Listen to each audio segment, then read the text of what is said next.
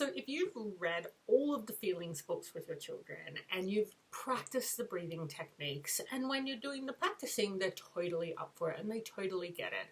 But then when it comes down to it, in the moment of the tantrum, they are having none of it. They are just not interested in doing anything that's mindfulness or presence or anything like that.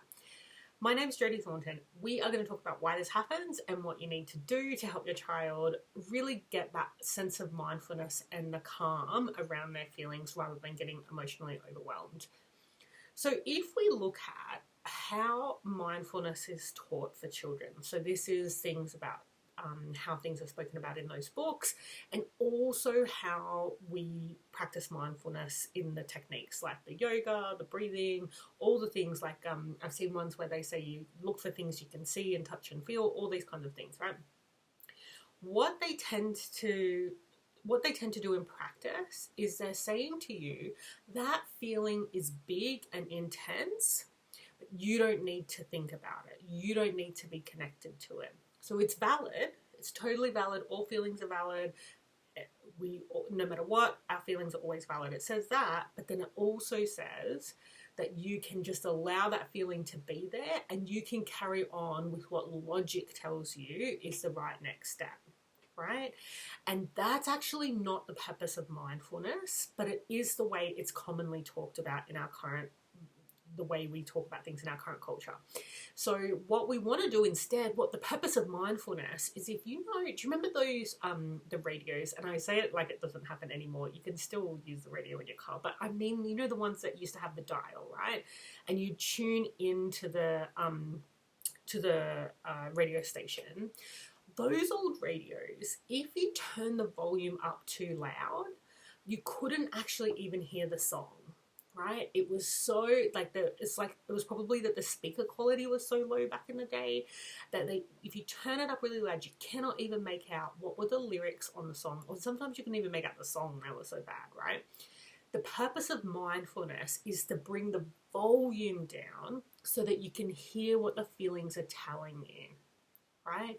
And that's where, when the perfect example is when we're supposed to be trying not to have our own tantrum in response to our children's tantrums, what mindfulness is supposed to do is get you clear on what's happening, which for most of us, the answer is, my child is in distress and I feel like I feel in horrible distress myself because I should be able to help them, or they should not be in this distress based on what's happened. There's something there that makes us feel really uncomfortable with that moment. And so if we were using mindfulness in the way it was intended, it would actually make the feeling more intense because we would be like, but I don't know what to do and I'm stuck, right?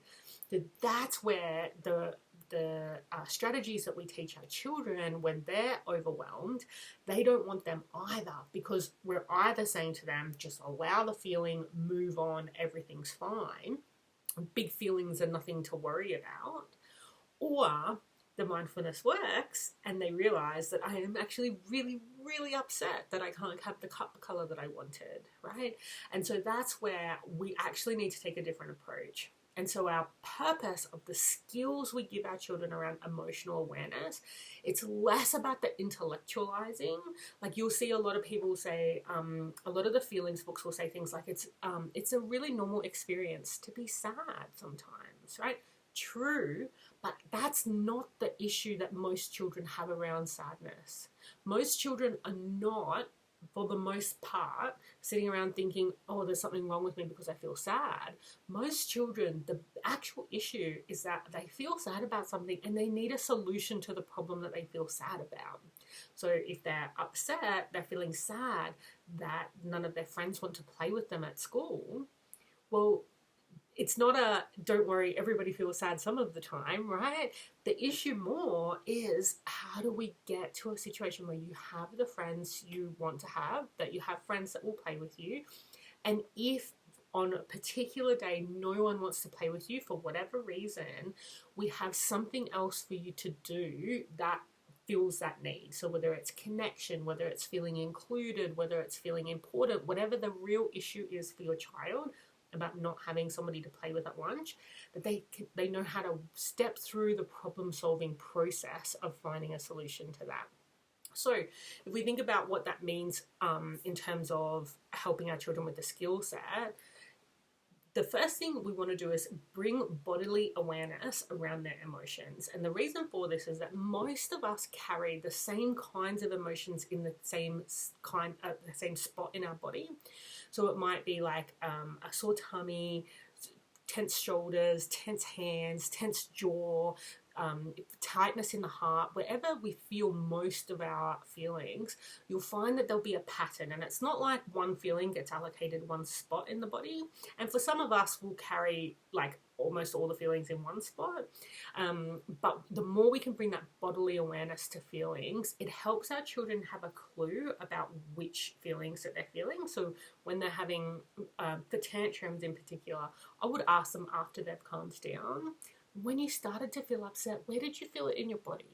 Right? And sometimes they won't know, sometimes they won't remember. The more you ask the question, the more they will be noticing it the next time it happens, because, you know, they will give us another chance to practice, right? So that's where we want to just get that bodily awareness. It helps our children to get clear on the feelings. And then the second thing we want to do is get clear on what is the need underneath of that. So you can ask questions like, why is that important to you?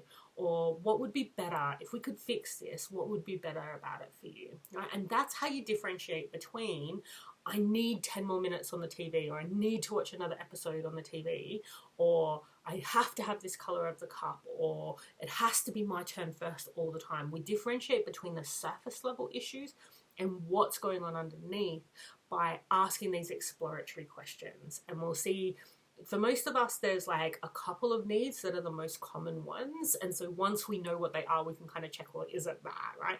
So those things can often be connection. They can be the need to matter.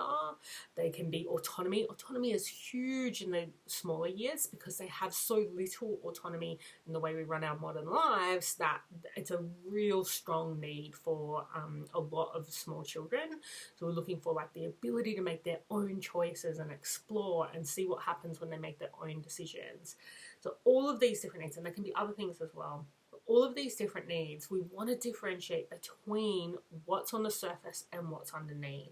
And that helps us with the tantrum. I've seen tantrums stop midway, right? In the middle of a tantrum, and we can immediately stop it by getting clear on what the need is, because all of a sudden it's no longer overwhelming because they know what it is and they can solve it, right? We can also find that the more they get clear on what that underlying need is, the better they get at solving the problem, which means the tantrums don't happen before they start anyways. So that's our second skill. And the third skill is actually doing the problem solving. So when we're looking at the problem solving, if we think about the criticisms of modern parenting, right? There's a lot of criticisms around we're raising people who always have to get their way and they don't have any boundaries and all of those things. And a lot of these things are, they're hyperbolic in the way they describe them. But in actual fact, what they're afraid of is that people don't know how to take other people into consideration. And so it's very easy to see that when we're operating at the surface level, and the only way to get our child's needs met is the way that they think. So getting the right color of the cup, having to go first, all of the things, another episode on the TV. When all of those things are the things that we're operating at, it's very easy to see how, well, then this child is only going to be okay if they get their own way. Now, of course, they can learn the skills at a later stage. We don't want to catastrophize. If we don't learn the skills at a certain age, you'll never learn them. It's not true. I learned them at like 32 or something. You can do it later, right? But what we want to see is that skill is, once you can get underneath what's really going on, then the idea is, how do we find a solution that takes into consideration the other people's needs as well? And when we will go even bigger than that, things like, how do we get that need met while taking care of the environment? How do we get that need met while taking care of people who may not be in the room with us, but whose lives are impacted by the choices we're making differently, right? Now, those are very big conversations, but we start by just, how do we get the need met, full stop?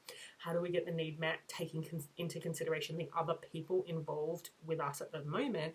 And then we build and grow as we go.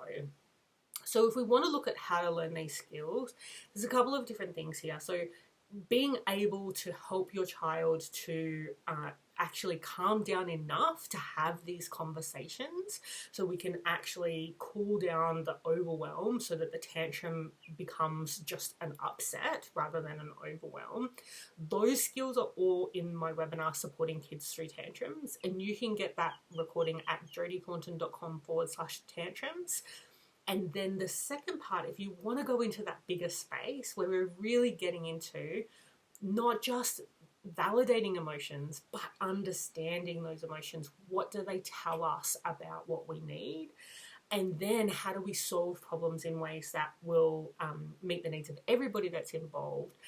Those skills are all in my course, Confident Connected Parenting. So if you'd like to take that next step where we actually get to a place where in your family, we don't have like a situation where it's like, who's the bossy and who's the one who's acquiescing, who's the people pleaser and who's the controlling, sibling. Where we want to get to a place where there's a teamwork vibe, that everybody works together and we get everybody's needs met most of the time. When we don't get our needs met, we know how to work through that.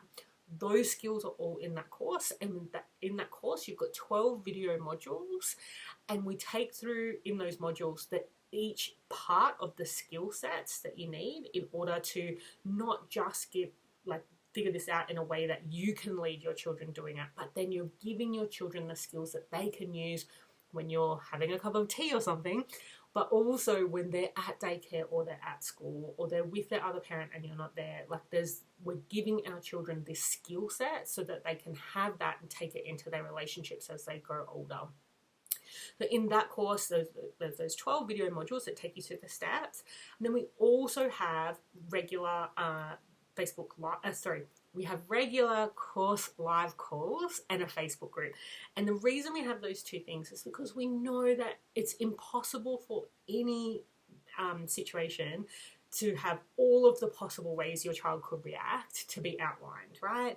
Kids have different personalities. There's different circumstances in your family, different circumstances on the day, all those things happen. And so by having these live calls in the Facebook group where you can come and say, okay, I did this and then my child reacted in this way, I tried this and it didn't work, right?